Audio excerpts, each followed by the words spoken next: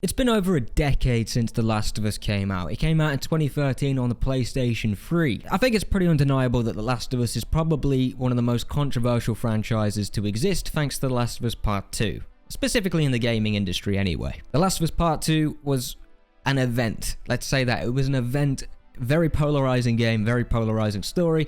Lots of people hated it, lots of people liked it, but The Last of Us Part 1 was pretty much universally liked by basically everyone unless you don't like story games. If you don't like story games, that's completely fair. But I recently replayed it on PC, The Last of Us Part 1 PC port. Yes, the port is pretty shit, but the game itself is still fantastic, okay?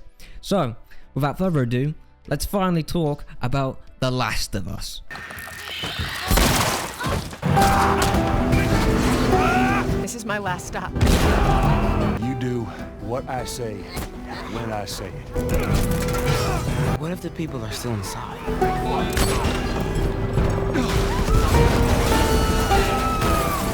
Keep running!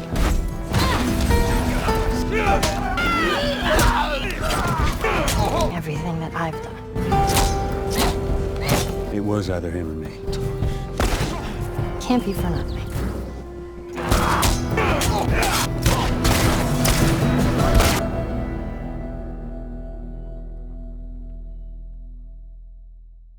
So, firstly, we're going to talk about the story, because that's the thing most people care about, and then we'll talk about the gameplay, because I do have a hot take about the gameplay, but we'll get to it, okay? Just the classic sticky man opinion. The Last of Us is without a doubt known for its story. A very basic, cliche story, but executed in a way that the gaming industry really hadn't seen at that point.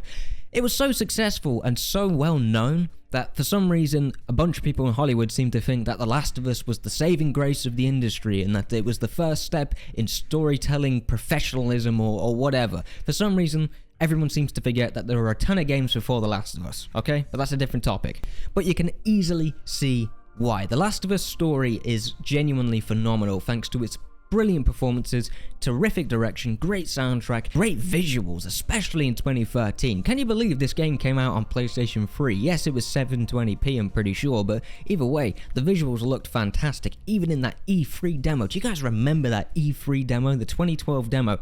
That was the demo that caused me to sell my Xbox and get a PlayStation 3. I was an Xbox 360 bloke, and then I saw that trailer, and I was just like, I'm gonna have to do it. I walked down to Game, our local Game in the UK. That's the game store. It's literally just called Game. I'm pretty sure it's gonna be gone soon, so that's a sad topic. But I went into Game, I sold my Xbox, got the PlayStation 3, got Quantum of Solace because that was the only game I could get because I was 12, and I just waited for The Last of Us. I went through the Uncharted games and I finally got The Last of Us, and thank God I did, because what an experience. First off, most important bit, the characters. The characters make the story. That is why The Last of Us Part 2 was so controversial, because it took the characters in a direction most people either didn't expect or kind of saw coming and they wish they didn't do it, kind of thing. But that's the thing about The Last of Us, man. It's a dark world. Not everyone gets a happy ending. In fact, basically no one gets a happy ending. So, yeah, more on that when I make The Last of Us Part 2 video. Oh yeah, that's gonna be fun. But The Last of Us, as I was saying, was always about the characters, Joel and Ellie. Those two specific characters made this game what it is. Not to take away from the developers of the gameplay, because the gameplay is also pretty damn good, but it's just undeniable that the story and the characters were the thing that separated this game from everything else on the market. And this is when Sony exclusives kind of found their identity. Like, every Sony exclusive that you can think of is basically The Last of Us, except some of it's open world and some of it's more less serious, you know what I mean? Ghost of Tsushima, story game, but open world. Horizon Zero Dawn, story game, but open world. Days Gone, story game, open world. You know, it's one of them. And some people would say, well, yeah, well, that's the reason the industry is going on a decline or something like that. And I guess I could see the arguments for it, but that just solidifies how impactful The Last of Us Part 1 really was. When I first played it, the story was absolutely phenomenal. Even as a 13-year-old, I loved it. I loved it to death. It was my favorite game. Joel, this tough but kind of cuddly dude who takes a kid and becomes another father figure after losing his daughter. It's a classic story, but it's so easy to get attached to those kinds of characters. Ellie, this young, kind of terrifying girl towards the end. That was relatable to me because I was 13 at the time and she was about the same age, 13, 14 in the game. So I was just like, hey, I kind of like Ellie. I kind of like her. But it was the depth of the characters that really sold it. Not to take away from all the side characters, Tess, Bill, David, oh my god, David. No one likes David, but Nolan North did a phenomenal job with David. I still think about David. He's kind of creepy. He does remind me of someone I actually know, which is kind of terrifying. Riley in the DLC. All of these characters are so well written. Like all of them, there isn't a bad character in here. Even if you don't like the characters, David, sometimes Bill because he's a bit of a dick. Get the fuck out of my town. You get it. You understand why, and you in a way you can relate to all of the characters, no matter how evil they kind of are. David, you know, he's just trying to do his thing. He's trying to feed his group. The way he feeds his group is a bit controversial, but at the end of the day, he's not doing it for himself. He's doing it for other people, and that's kind of a big theme of this game. Is that selfish people, you know, they're not actually that selfish. They want to help. Tess wants to help. Joel technically wants to help. Marlene wants to help. It's a bigger theme, I think, in the story than people give it credit for. Because it's not just about selfish people. It's not about Joel learning how to be a father. He already knows how to be a father. He's just pushed it away because of the world he lives in. And he doesn't want to get too attached because obviously he lost his daughter. And Ellie being able to understand what's actually going on in the world after being locked away in these quarantine zones for so long, to see Ellie slowly become what she actually is. I just find it really interesting and really fun. Obviously The Last of Us Part 2 takes it in a different direction than what we all thought it would when we first played it in 2013. It doesn't take away from the first game at all. But that's the thing. I'm amazed people can make like these 2-hour, 3-hour videos on just the story alone, because at the end of the day, I'm getting a phone call. Give me 1 second. Because at the end of the day, this story is very, very, very, very simple. There really isn't that much to talk about. But going back to it, Joel and Ellie really are the core of this game. But that's the thing, the closer you get to these characters, and I think it was done intentionally, the more you latch onto them, the more you understand them, the more you kind of relate to them, the more distance the story puts between you and the characters. Because as you relate more and more to Joel or Ellie or Tess or Bill or whoever, each of these characters distance themselves from what would be considered good, I guess. Joel over the course of the game, Joel is just like a normal dude. He's just got to transport this girl. Yes, he kills people, but he does it to help Tess and himself. It's kind of selfless in a way. But then Joel slowly shows what he's really been like over the last 20 years. He tortures a dude, and once he gets the information, he kills him anyway. That's a horrible piece of shit. Joel is a piece of shit, man. People need to accept that. And I love that, because the more you relate to him, the further they push you away. And that's exactly how Ellie feels right at the end of the game. And I love that. I love that. Let's talk about that ending. That ending still gives me chills. I don't think the Last of Us show, did it any justice, to be honest with you. Like, it's basically a carbon copy of it, but it just doesn't hit the same. It just doesn't hit the same for me. Every time I beat this game and I get that ending, it just, ooh, butterflies in my belly, chills. It's phenomenal. Not only because it left so much open to be explored in a potential sequel, which is why so many people didn't want a sequel, but just because of how definitive it is. You know what I mean? It's open, but it's over. We get it. Joel's got what he wanted, but Ellie kind of isn't too sure about it. I don't know, man. It just nails something. It just nails something in my stomach, man. It's phenomenal. I love it. I love it to death. Now, it's not flawless, I don't think. The story could maybe given Sam and Henry a bit more time to, linger, you know what I mean? So you can get attached a bit more to them before they eventually, you know what I mean? But outside of that, the issues I have with it are so minuscule and just mainly nitpicks. Like, maybe the pacing could be slightly better, but even that is such a nitpick, because the pacing is actually really good. You know what I mean? It's pretty tough to criticize. Now, I know some people don't like it, the story specifically, and that's perfectly fine. If you're in the comments, you don't like it, please let me know. It would be great to have a conversation with you. But for me, it holds such a special place in my heart. I don't feel right criticizing it. The story, anyway. That's just me. But enough about the story. We should move on to gameplay. Now, this is where the flaws of The Last of Us really come out. I know it's gonna be a hot take for some people, but I like the gameplay of The Last of Us. I do, but it really isn't that good. The gameplay of The Last of Us, specifically Part 1, is pretty flawed, to be honest with you. Part 2 does a lot of things to fix the issues I have with Part 1, but they're still there, even in the remake. You see, The Last of Us Part 1 really doesn't have much difficulty to it unless you play on Grounded. The Last of Us Part 1 gives you a ton of loot, loads of ammo, loads of resources to use to fight your enemies, and it takes away from that survival aspect of it.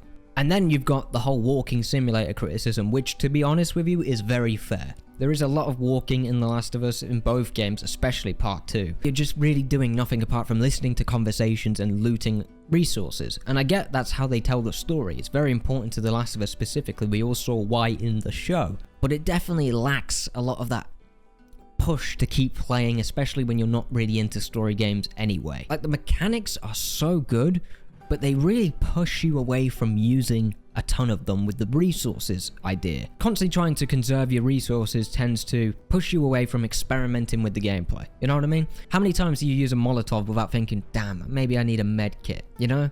Or damn, I might need to use this Molotov in the next encounter instead. It punishes you for actually using your resources, which is kind of a hypocritical thing to say when I say there's too many resources. But that's the thing. It's got kind of an identity crisis within the gameplay systems.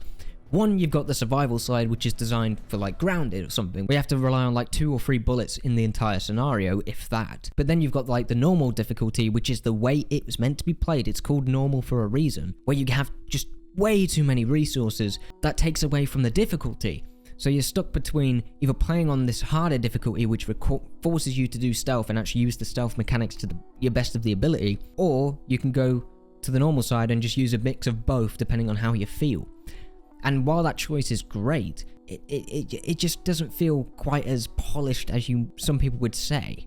Like, the gunplay is fantastic. Being able to peek around corners, having that one-tap headshot on most of the enemies is brilliant. It's brilliant. It feels great to do. The AI is reactive. They come, they thank you, they do all sorts. That's absolutely intense. It's great. But that only happens if you choose to go into combat. If you choose to go into stealth, they just follow these basic pathways where you, like, if you replay the game, you know exactly where the enemy's going to walk, you know exactly where they're going to be, you know exactly how they're going to react. So it makes the game kind of, I'm going to say it, boring.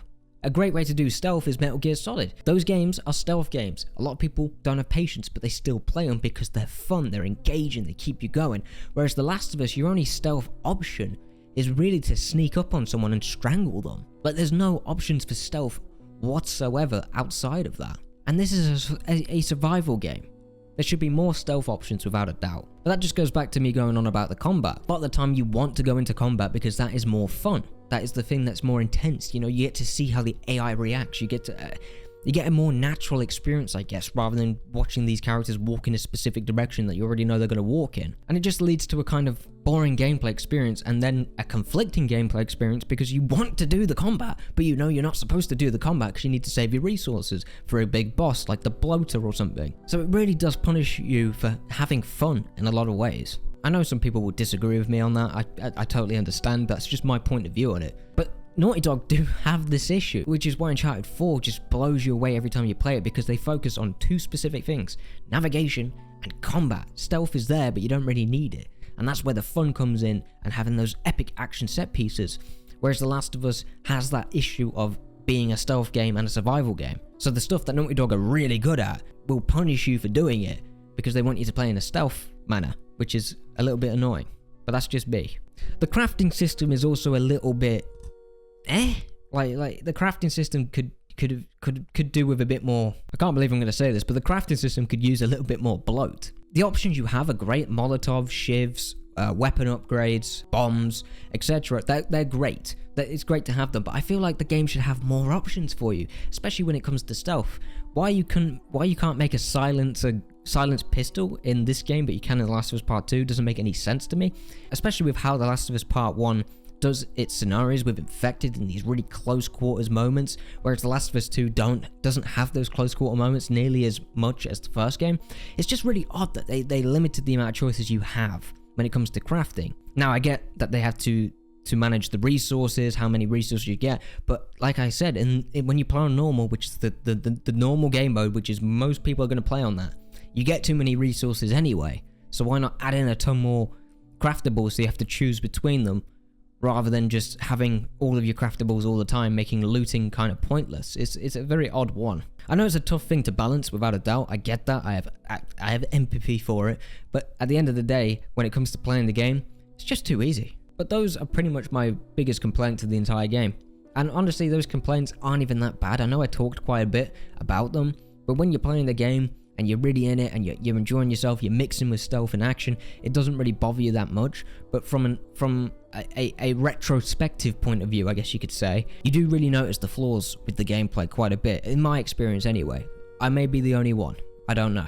But it just leaves a lot to be desired, which Last of Us Part 2 did fix quite significantly, although not as much as I expected. But we'll get to that once again in the Last of Us 2 video, which I will make eventually. Hopefully there's a PC port or something. But yeah, outside of that, I think the gameplay is fantastic. I love the enemy variety, I love the clickers, I love the runners, I love the bloaters. All the like the 3 infected types, yeah, there's only 3 infected types, but you know, when you put them all in one scenario, it can be pretty intense having to balance it all, trying to kill the clicker before they hear you punch the fucking runner, etc. And then the bloater comes out, running at you, and you're trying to get through the door. I think it's sick. But the humans do like a lot of variety. I mean, they're pretty much all just the same guy every time, which is a bit annoying, until the final mission where you fight the Fireflies.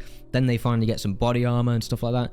You know, there's not much to complain about. It's a story game. It takes about 10 hours to beat, and I just love it. I just love it. Despite its flaws, I love it.